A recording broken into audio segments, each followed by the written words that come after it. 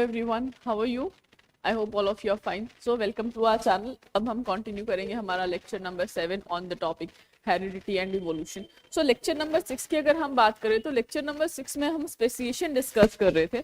तो स्पेसिएशन का जस्ट हम जल्दी से एक रिवीजन कर लेते हैं कि स्पेसिएशन में हमने क्या डिस्कस करना स्टार्ट किया था.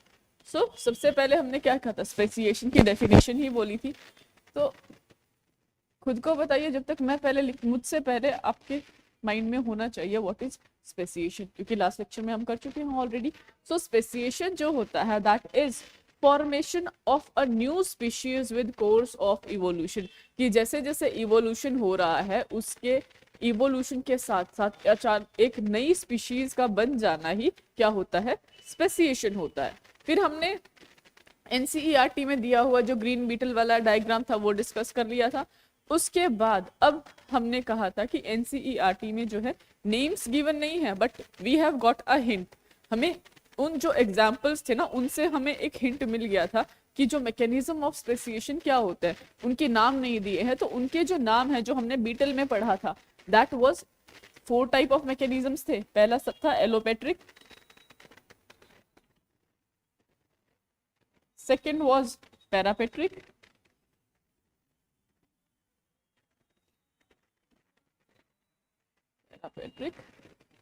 third was peripatric,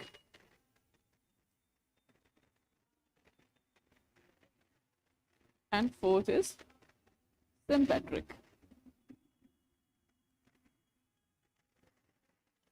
तो ये 4 टाइप का स्पेसिएशन है जो हम पढ़ते हैं. अब इनमें से जो पहले 2 टाइप हैं वो हम ऑलरेडी पढ़ चुके हैं, बस एक बार रिकॉल कर लेते हैं विद देयर मीनिंग्स. कि पेट्रिक जो है वो तो प्लेस है, patric is equal to place. वो मैं ऑलरेडी फिर से यहाँ लिख रही हूँ, लास्ट टाइम भी ऐसे लिखा था.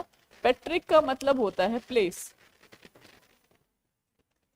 उसके बाद एलो, एलो जी, एलो का मतलब क्या होता है, एलो इज डिफरेंट.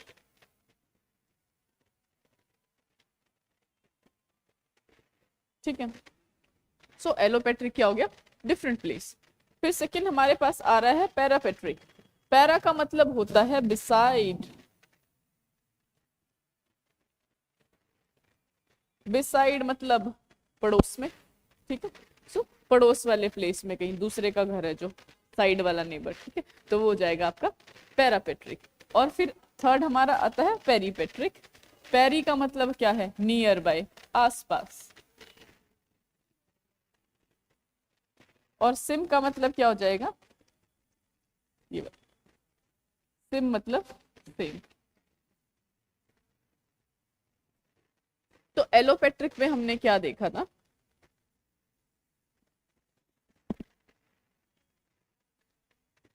एलोपेट्रिक में हमने देखा कि ये हमारे पास एक स्पीशीज है जो आपको गूगल पे ना बहुत आसानी से, जब आप इमेजेस देखोगे ना गूगल पे तो आपको यही वाली इमेजेस दिखेंगी. तो मैं यही इमेज जो है आज यहाँ एक्सप्लेन करने की ट्राई करती हूँ. ओके, तो इसी तरह से क्या होगा कि फॉर सम रीजन क्या हुआ है कि ये जो स्पीशीज है ये 2 में जो है बट जाएगी. कि इनके बीच में क्या हो गया है, एक जोग्राफिकल बैरियर आ गया कि यहाँ पे ये इस तरह से रह रही थी और इनके बीच में आ गया है एक जोग्राफिकल बैरियर.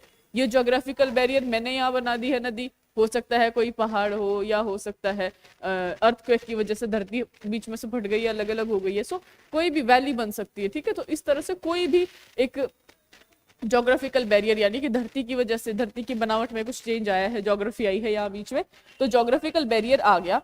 और उस जोग्राफिकल बैरियर की वजह से क्या हुआ है, ये जो पॉपुलेशन है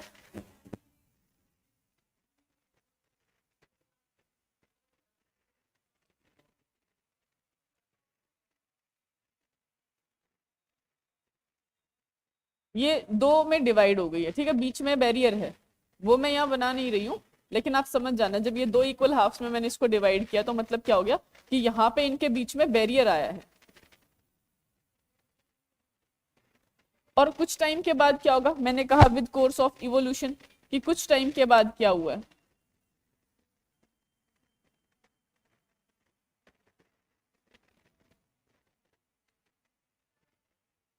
एक पॉपुलेशन में सपोज करो जेनेटिक वेरिएशंस हो गए हैं उनके हालात को देखते हुए.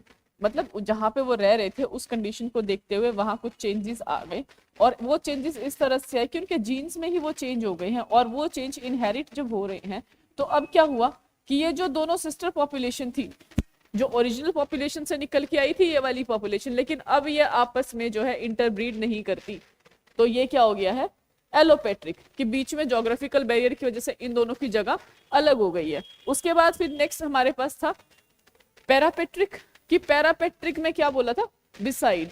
पैरापेट्रिक में जब बिसाइड बोला था तो उसमें क्या होता है, ये ओरिजिनल पॉपुलेशन है,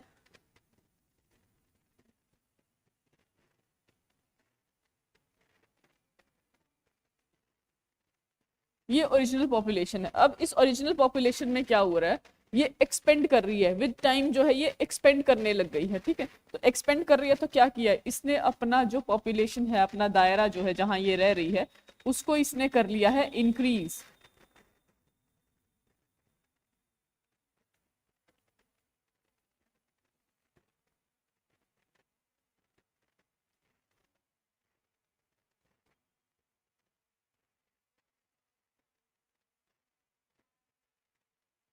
जब ये इंक्रीज कर लिया उसके बाद फिर कुछ सिचुएशन ऐसी आई कि चलो इसकी जो पॉपुलेशन है वो जो है वो डिक्रीज होने लग गई, और जब ये पॉपुलेशन डिक्रीज होने लगी कि इवोल्यूशन की वजह से ही, तो यही पॉपुलेशन क्या हुई है, दो में डिवाइड हो जाती है। यही पॉपुलेशन जो है दो में डिवाइड होती है। अब ये दो में किस तरह से डिवाइड होगी कि एक पॉपुलेशन जो है वो तो ये जब कॉन्ट्रैक्ट होने लगी, एक तो ये पॉपुलेशन, और दूसरी क्या हो गई, ये वाली पॉपुलेशन छोटी जो कॉन्ट्रैक्ट होने लग गई है।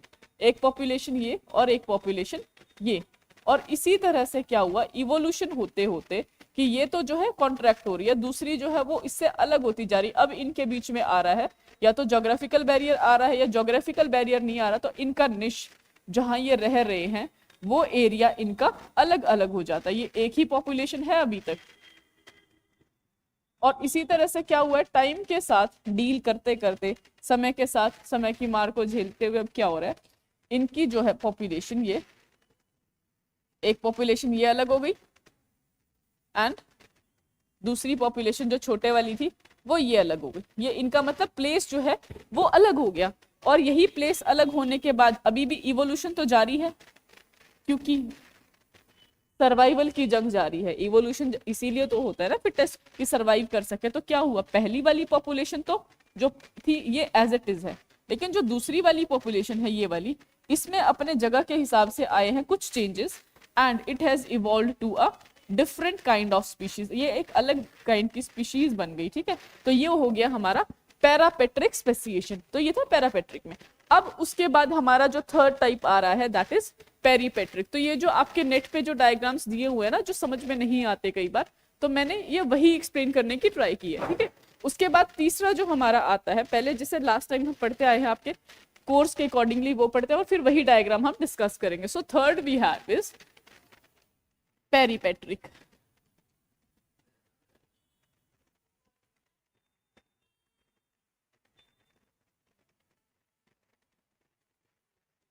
पेरीपेट्रिक स्पेसिएशन में अब हो क्या रहा है, पेरीपेट्रिक का मतलब होता है नियर बाय, कि नियर बाय में कुछ एक स्पेसिएशन हो रही है, वही ओरिजिनल पॉपुलेशन है, लेकिन वो क्या करती है, अपने बिल्कुल पास ही एक नई स्पीशीज को ओरिजिनेट कर देती है इवोल्यूशन की वजह से, and that is called as peripatric speciation. So it is a type of allopatric speciation. यहां लिखते हैं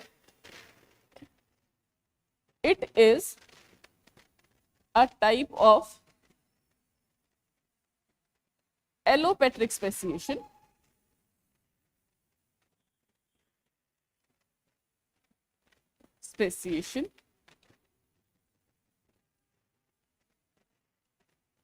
अब इसमें होता क्या है,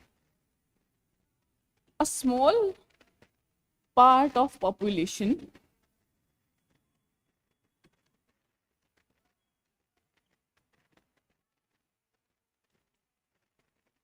shifts to vicinity। विसिनिटी मतलब आसपास में, विसिनिटी का मतलब होता है आसपास, अपने आसपास जो है वो शिफ्ट हो जाती है। और जब आसपास वो शिफ्ट हो रही है, अब क्या होगा, विद कोर्स विद इवोल्यूशन, ठीक है, विद इवोल्यूशन, समय के साथ जब इवोल्यूशन हो रहा है, with evolution the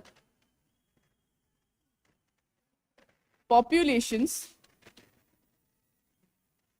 becomes distinct, मतलब वो अलग अलग हो जाती हैं, populations becomes distinct,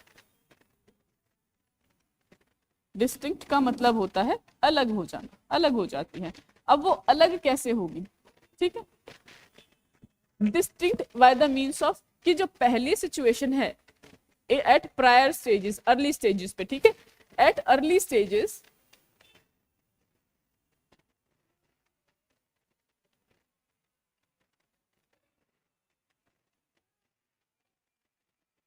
both the populations can interbreed, कि दोनों की दोनों जो पॉपुलेशन है वो आपस में क्या कर सकती है, ब्रीडिंग कर सकती हैं। Both the population can interbreed,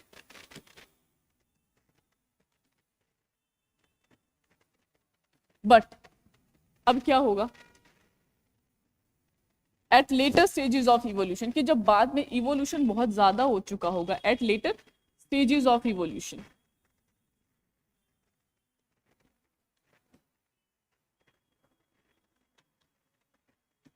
the species या the populations become so distinct, कि वो जो दोनों पॉपुलेशन है वो एक दूसरे से इतनी अलग हो जाती है, that the populations becomes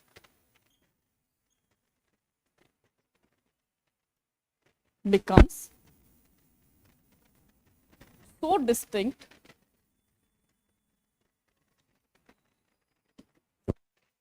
that they stop to interbreed, कि वो आपस में जो है इंटरब्रीड करना, मतलब आपस में ब्रीड करना ही बंद कर देती, इतनी अलग अलग हो जाती हो, that they stop to interbreed।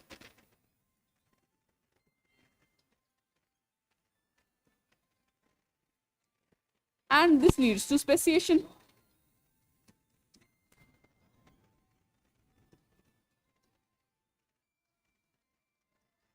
और इस तरह से क्या होता है, स्पेसिएशन हो जाती है, एक नई स्पीशीज बन जाती है।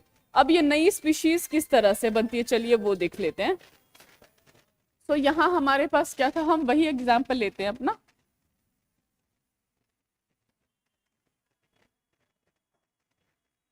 पॉपुलेशन हमारी वही ग्रीन वाली जो हम अपनी डायग्राम में पढ़ते आए हैं अभी तक।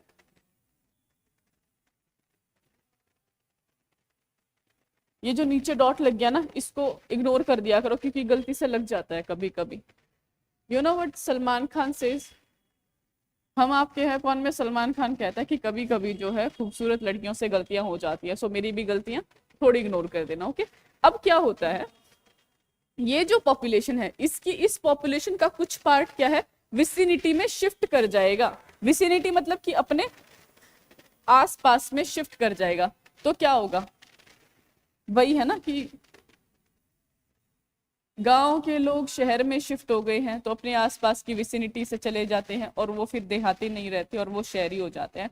तो उसी तरह से क्या होगा, इसका कुछ पार्ट क्या हुआ है, बहुत पास में, ज्यादा दूर नहीं कह रही, बहुत ज्यादा पास में कहीं यहाँ शिफ्ट हो गया। गांव के लोग आ गए हैं शहर में और वो हो गए मॉडर्न, ठीक है। तो यहाँ पे क्या हुआ है कि जो ये पॉपुलेशन है इसने क्या किया, अपने पास में चले गई, गांव से शहर में, मान लो जैसे गांव से शहर में हम आते हैं उसी तरह से इसने क्या किया, इस पॉपुलेशन के कुछ लोग जो है वो उठ के एक पास की जगह पे चले गए। अब क्या हुआ है, पहले तो इनका शहर के लोग जो गांव, नए नए गांव से शहर में जाते हैं वो अपने गांव में बहुत आना जाना करते हैं कि चलो ठीक है रिश्तेदारों से मिल के आते हैं, और वो आते जाते रहते हैं। तो ऐसे में क्या है, इंटरब्रीडिंग हो सकती है। लेकिन कुछ टाइम के बाद क्या होता है, उनको गाँव जाना अच्छा नहीं लगता, कहते हैं गाँव में हमारा क्या है। तो ऐसे में क्या होगा, वो गाँव जाना छोड़ देंगे और कुछ टाइम के बाद उनके बच्चे क्या कहेंगे, हम तो उस गाँव के थे, नहीं हम तो गाँव नहीं जाते, वही होता है ना। और फिर बाद में कहते हैं we all are city based. तो उसी तरह से जो ये वाले हैं, ये क्या होगा कि जो पहले वाली पॉपुलेशन थी वो तो अपना चलो ठीक है काम चला रही है, फल फूल रही है जिस जहाँ पे थी वहीं पे, कि ये ओरिजिनल पॉपुलेशन है, रहन सहन बदल गया, निश बदल गया, जगह बदल गई, जरूरतें बदल गई। तो उसके हिसाब से जब ये जरूरतें बदल गई तो ये जो स्पीशीज है जो शहर में शिफ्ट हुई थी जिसको हम कह रहे पॉपुलेशन, वो भी बदल जाएगी और ये अपने आप से क्या बन गई है, एक नई स्पीशीज बन गई है और बिल्कुल पास में ही है। So this is peripatric speciation. So I hope अब समझ में आया होगा कि वो जो इमेज दी हुई है आप देख लेना, और आई ट्राई कि नेक्स्ट लेक्चर में मैं आपको वो इमेज भी दिखाऊं कि क्या होता है। ठीक है, तो ये है पेरीपेट्रिक स्पेसिएशन का। अब उसके बाद हमारा नेक्स्ट आता है sympatric speciation.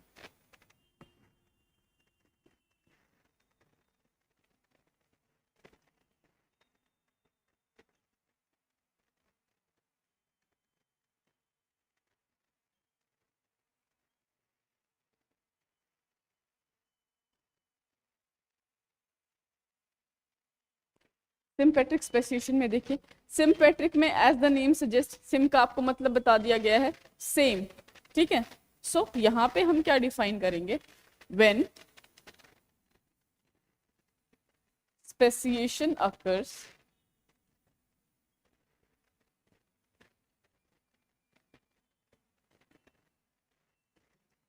in a population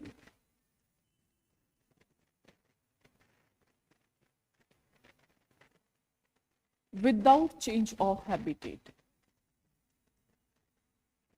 without change of habitat। जब विदाउट चेंज ऑफ हैबिटेट हुआ है कि हैबिटेट तो बदली ही नहीं, मतलब कि प्लेस तो सेम है, विदाउट चेंज ऑफ हैबिटेट है, तो यहाँ पे क्या है, no geographical barrier is there, यहाँ पे जोग्राफी नहीं है। ठीक है, no geographical barrier is there, no geographical barrier, कोई भी नेचर की तरफ से रुकावट नहीं है जोग्राफी की तरफ से। ठीक है, अब ऐसे में क्या होता है, क्या होगा,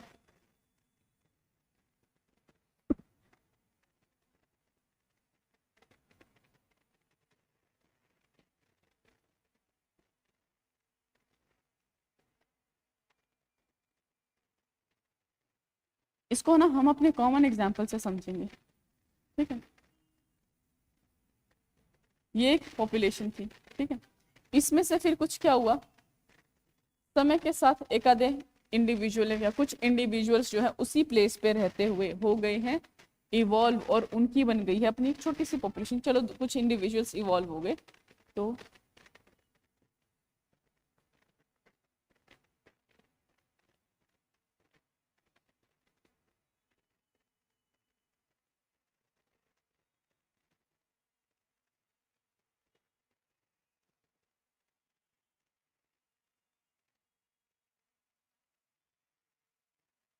ग्रेट, सही लगता है। ठीक है, कुछ इंडिविजुअल जो है वो इवॉल्व हो गए। अब इन इंडिविजुअल्स ने क्या किया है, पहले तो वो चलो इसके साथ जो है वो ब्रीड कर लेते थे कि इस पॉपुलेशन के साथ ब्रीड कर लेंगे, लेकिन इवोल्यूशन होते होते क्या हुआ, इन्होंने क्या है अपनी चॉइस बदल ली। इनके अंदर कुछ ऐसे चेंजेस आ गए कि भाई जो रेड वाले हैं वो ग्रीन वालों को चूज ही नहीं करेंगे, कि इनके साथ मीटिंग नहीं करी जाएगी। ऐसे में फिर क्या होगा, ग्रीन जो है वो चूज नहीं करे जाएंगे, रेड वाला जो है सिर्फ रेड वालों को चूज करेगा, तो क्या हो जाएगा फिर, ये ग्रीन पॉपुलेशन है,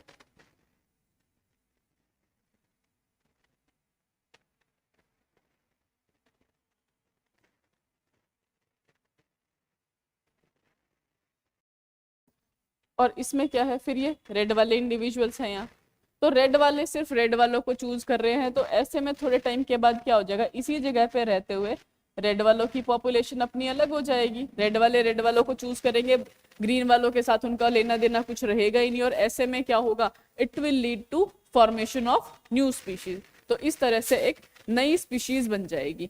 अब सिम्पेट्रिक स्पेसिएशन में मान लो, या जो पैरापेट्रिक और पेरीपेट्रिक में जब वो स्पेसिएशन हो गई है, और उसके बाद फिर कहा जाता है कि भाई जो पैरापेट्रिक पेरीपेट्रिक वाले हैं उनके इसमें, या एलोपेट्रिक में क्या होता है कि there are chances of interbreeding, लेकिन सिम्पेट्रिक में क्या होता है, एक ही जगह पे रहते हुए भी इंटरब्रीड नहीं कर रहे, क्यों नहीं कर रहे, तो इसमें क्या होता है, यहाँ पे भी नेचर अपना रोल प्ले कर रही है, और वो क्या कर रही है कि चलो ठीक है, बाय चांस, पहली बात तो वो इंटरब्रीड करेंगे ही नहीं, चलो बाय चांस उन्होंने इंटरब्रीड कर भी लिया, ठीक है, तो ऐसे में क्या होगा, that it will not lead to fertilisation, कि वो जो है वो पॉजिटिव रिजल्ट नहीं देगा।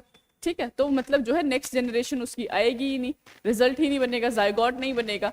चलो ठीक है, जायगॉट भी बन गया, तो जो इंडिविजुअल आएगा वो फर्टाइल इंडिविजुअल नहीं होगा कि उसकी जो पॉपुलेशन है वो आगे कैरी की जा सके, वो एक नई स्पीशीज बना दे।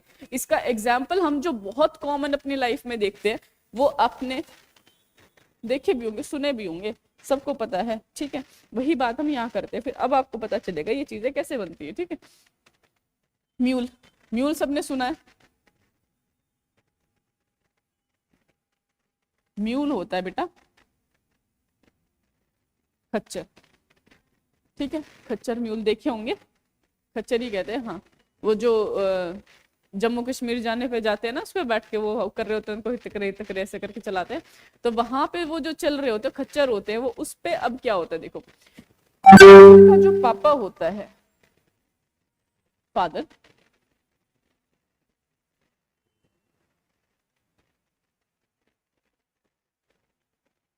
फादर जो है दैट इज हॉर्स,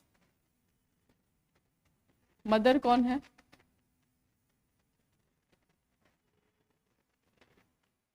डंकी। ठीक है, दोनों के दोनों अलग अलग हैं, एक ही जगह पे रह रहे हैं, और इन्होंने कर लिया इंटरब्रीड, जो कि नेचर में हो भी जाता है, और उनसे पैदा होता है एक खच्चर। अब म्यूल के पास देखो है क्या, आर्टिफिशियली आज के लोग जो है म्यूल बहुत पसंद करते हैं हम यहाँ पे, कि ठीक है म्यूल जो है, म्यूल का जो रिक्वायरमेंट क्यों है, सबसे पहली बात तो ये देखो, घोड़े के पास क्या होती है, हम घोड़े से ज्यादा काम नहीं करवाते, बस घोड़ा जो है बहुत सुंदर होता है, दौड़ भाग में बहुत अच्छा काम आता है, परसिस्टेंट होता है, वफादार होता है, ठीक है, और थकता नहीं है जल्दी से। ठीक है, तो क्या रहेगा, पहला घोड़ा तो क्या आएगा, घोड़े की हमारे पास आएगी यहाँ पे speed, persistence,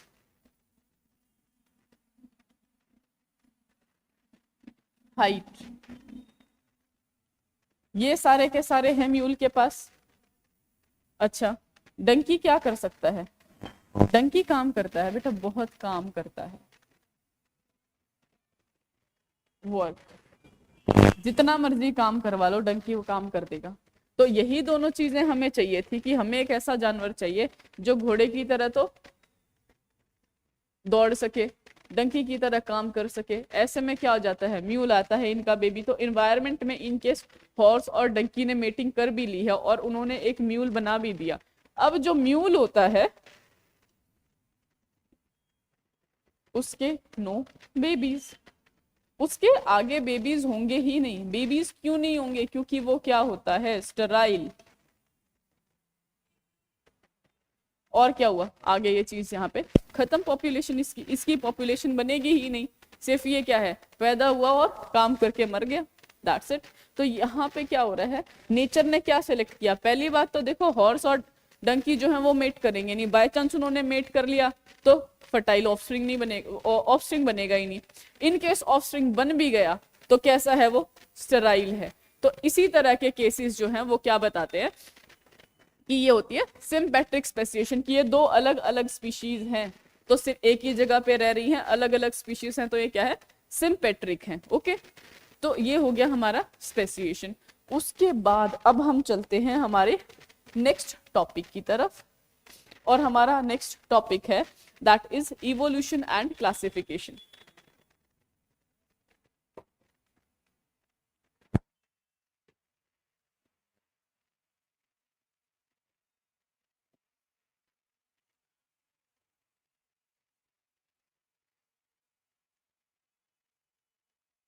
evolution and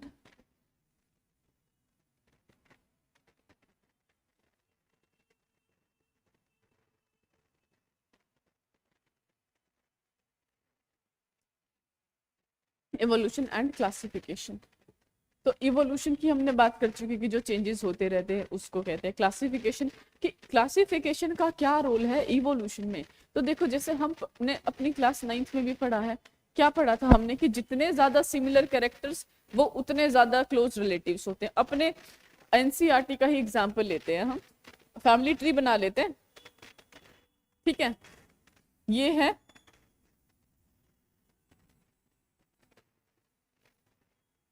grand parent, ठीक है, ग्रैंड पेरेंट्स के बच्चे हैं अब ये, ठीक है, अंकल, आंट, आंट यानी यहाँ पे बुआ है, ठीक है, यहाँ पे एक और अंकल हो गए, और यहाँ पे पापा, ठीक है। अब उनके बच्चे देखें तो इनका कोई भी बेबी है, ए और बी, इनका कोई भी है, सी और डी, ई और एफ। ये कौन है? अस मतलब आप या और आपकी बहन या भाई। अब देखो कौन किससे कितना रिलेटिव है, ठीक है। पहले क्या था, सिमिलैरिटी क्या है, अगर हम क्लासिफिकेशन करने लगे, अब मैं ये कहूं कि आप अपनी सिस्टर को क्लासिफाई करें, अगर सिस्टर को क्लासिफाई करेंगे तो क्या कहोगे, या मैं कहूं कि ये जो लड़की है इसका नाम है पूजा, कि पूजा को क्लासिफाई करो, कि पूजा को कैसे क्लासिफाई करेंगे, कि भाई पूजा का सबसे क्लोज रिलेटिव कौन है, पूजा और इस अस के बीच में क्या कॉम्बिनेशन है, सबसे क्लोज रिलेशन कौन सा है, पापा, ठीक है। और मैं ये कहूं कि पूजा और ये ए है भाई,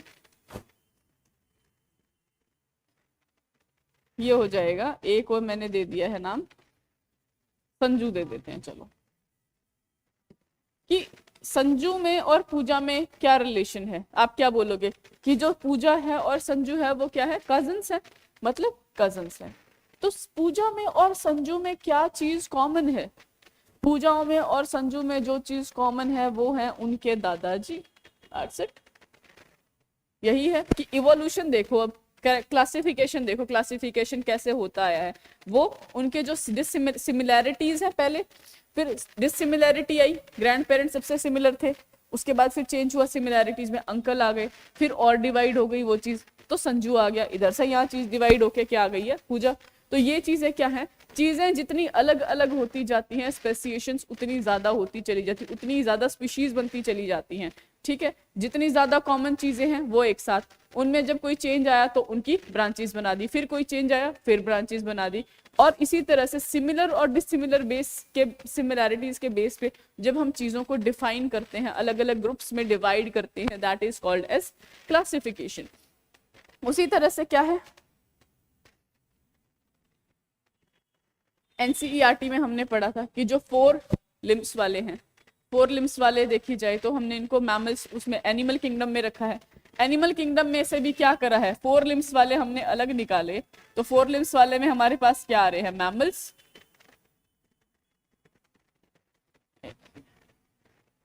और 4 लिम्ब किसके हैं, बर्ड्स के हैं, और किसके हैं, रेप्टाइल्स,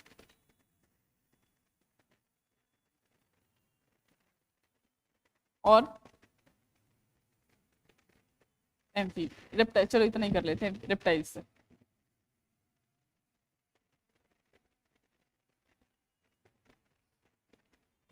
चलो अब देखा जाए 4 लिम्स हैं इनके यहाँ पे।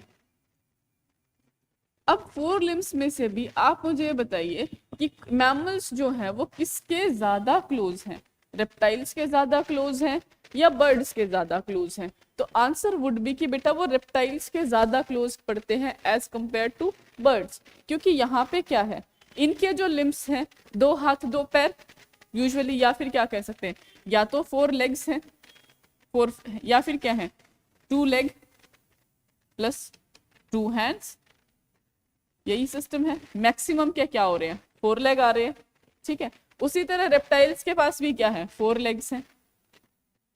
और बर्ड्स की अगर हम बात करते हैं, बर्ड्स का तो फिक्स है ना, 2 लेग 2 फेदर।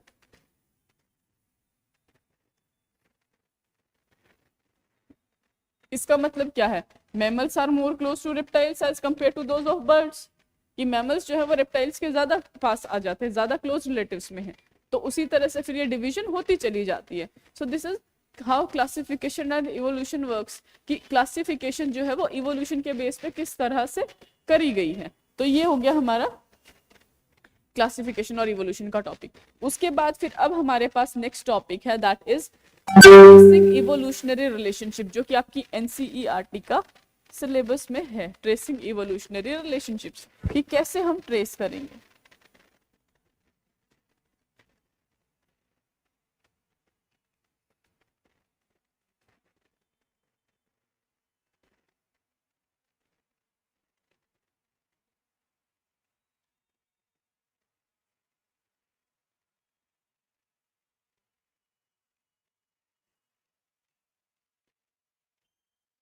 मैं ट्राई करूँगी कि जितने हो सके डायग्राम यहाँ हाथ से बनाया जाए, क्योंकि आपको अपने एग्जाम पेपर में डायग्राम्स खुद से बनाने पड़ेंगे। आपको बहुत कम ऐसा चांस मिलेगा कि आपको डायग्राम्स बने बनाए मिल रहे हैं इन, अगर आपके पास केस स्टडीज आती है उनसे अलग। तो अब यहाँ पे क्या है कि कैसे ट्रेस करेंगे रिलेशनशिप्स पे, उसके बेस पे मैं आज 2 टर्म्स आपको बता रही हूँ। ये 2 टर्म्स बताने के बाद लेक्चर यहीं ड्रॉप करेंगे और नेक्स्ट जो है कंटिन्यू करेंगे। तो यहाँ पे क्या आता है, 2 टर्म्स आती हैं हमारे पास। पहली जो टर्म है दैट इज होमोलोगस,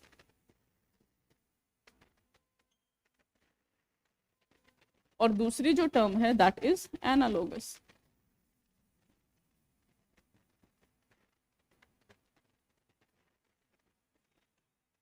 अब होमोलोगस और एनालोगस की बात करते हैं। चलिए, होमो मतलब क्या होता है, सेम, और एना मतलब क्या रहेगा यहाँ, डिफरेंट।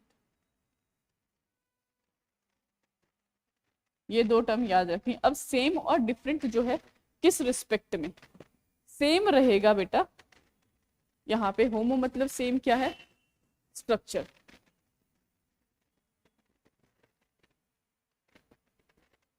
यहाँ फिर डिफरेंट क्या हो जाएगा, स्ट्रक्चर।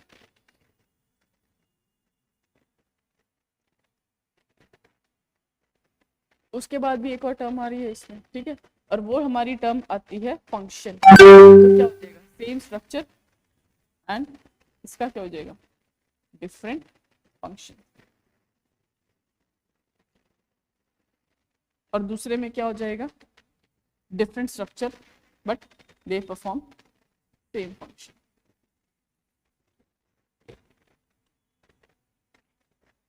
इस टॉपिक में हम ये पढ़ने वाले हैं कि कैसे इवोल्यूशन होता चला जाता है, और वो इवोल्यूशन अलग अलग होता है। तब उसमें क्या रहेगा कि कैसे जो ऑर्गन्स हैं या किसी भी 2 अलग अलग ऑर्गेनिजम्स के जो ऑर्गन्स हैं वो कैसे अलग अलग स्ट्रक्चर होके भी सेम फंक्शन करते हैं, और कैसे सेम फंक्शन होते हुए भी अलग अलग स्ट्रक्चर्स को परफॉर्म करते हैं। तो यहाँ मैं आपको एक एग्जाम्पल भी दे देती हूँ, और उनके स्ट्रक्चर्स हम डिटेल में ना कल कंटिन्यू करते हैं। उससे पहले क्या रहेगा कि देखो, अगर हम सेम स्ट्रक्चर की बात करते हैं, ह्यूमन का हैंड है और एक डॉग का पॉ, कुत्ते का पंजा। देखा जाए तो हम क्या कहेंगे, कुत्ते के हाथ हैं वो कुत्ते के पैर हैं, ऐसे ही कहते हैं। तो डॉगी के जो हाथ और डॉगी के जो पैर हैं, और उसी तरह से बात करी जाए ह्यूमन के हैंड और ह्यूमन के लेग्स, ऑलमोस्ट सेम स्ट्रक्चर है, वही उतनी हड्डी, उसी तरह से बोन्स का स्ट्रक्चर है। बस थोड़ा डिफरेंस आ जाता है कि उसके पंजे अलग तरह के हैं, हमारे अलग, तो वहां पे थोड़ा सा डिफरेंस आ रहा है। लेकिन जो ये वाला बोन का पोर्शन है ये क्या है, दिस इज ऑलमोस्ट सेम। तो स्ट्रक्चर तो ऑलमोस्ट सेम है, कि जो ये वाला स्ट्रक्चर वाला पोर्शन है ये वाला ऑलमोस्ट सेम है, लेकिन फंक्शन अलग अलग हो जाता है। डॉगी उसको चलने के लिए यूज कर रहा है, हम क्या है, ग्रास्प करने के लिए, एक चीज से उधर से उठाने के लिए, पकड़ने के लिए कर रहे हैं। सो यहाँ पे फंक्शन हो गया अलग। तो यहाँ पे ये हो गया होमोलोगस का एग्जाम्पल। उसी तरह से एनालॉगस का अगर मैं आपको एग्जाम्पल दूं, तो एनालॉगस में क्या है, बहुत सिंपली समझ में आने वाला एग्जाम्पल है, और वो है आपका बर्ड्स में और बटरफ्लाईज में। बर्ड्स और बटरफ्लाईज में सबसे कॉमन चीज क्या है, दोनों उड़ते हैं, दे बोथ फ्लाई। तो दोनों उड़ते हैं तो किस चीज की हेल्प से उड़ रहे हैं, विंग्स। अगर बात करी जाए दोनों के विंग्स के बारे में, तो जो चिड़िया के विंग्स हैं या किसी भी बर्ड के विंग्स हैं, उसमें क्या होगा, उसके पास बोन्स होंगी, उसके ऊपर फ्लैश कवर्ड है, उसके ऊपर फेदर्स लगे हुए हैं, और फिर वो उनसे फ्लाई कर रही है, फिर वो उनसे उड़ रही है। और अगर हम बात करें बटरफ्लाई की, बटरफ्लाई के बिल्कुल पेपरी, बिल्कुल पेपर जैसे पतले विंग्स होते हैं, ना उनके अंदर कोई हड्डी है, ना उनमें कुछ ब्लड है, एंड नथिंग, ठीक है। वो अगर आप उनको निकाल दो, उसको थोड़ा सा पेन होगा एंड वो बस पैदल चल सकती है, बिना विंग्स के वो सरवाइव भी करेगी, ठीक है। तो इसमें क्या है, स्ट्रक्चर बिल्कुल अलग है, but they are performing the same functions, कि भाई वो बिल्कुल सेम फंक्शन परफॉर्म कर रही है, और वो एक ही काम कर रही है दोनों की दोनों, वो है उड़ने का, और उनका जो स्ट्रक्चर है दैट इज डिफरेंट। तो ये होता है एनालॉगस। अब कल आपकी एनसीईआरटी में कुछ गिवन है और एग्जाम्पल्स, और वो कैसे है होमोलोगस है, कैसे एनालॉगस है, ये हम कंटिन्यू करते हैं कल। In case you have any doubts, आपको लगता है कि नहीं हम तो यूट्यूब पे कमेंट नहीं करेंगे, हमारा नाम सामने आएगा एंड ऑल, और आपको डाउट होता है क्वेश्चन, फिर भी आपको डाउट है क्योंकि कई लोग शाई फील करते हैं कि नहीं यूट्यूब पे कमेंट नहीं करेंगे, then you can comment on, या आप मैसेज भेज सकते हो, वॉइस मैसेज भेज लो बस। वॉइस मैसेज भी बेटा बिल्कुल क्लियरली कह रही हूँ ये चीज, no need to feel shy about anything. और हाँ, मैसेज जो है वो डिसेंट होने चाहिए, ऐसा नहीं कि आप कुछ भी मैसेज भेजेंगे, because this is not a personal account, ये यहाँ फाउंडेशन का अकाउंट है जो मैं हैंडल कर रही हूँ यहाँ पे for biology questions, and this is by the name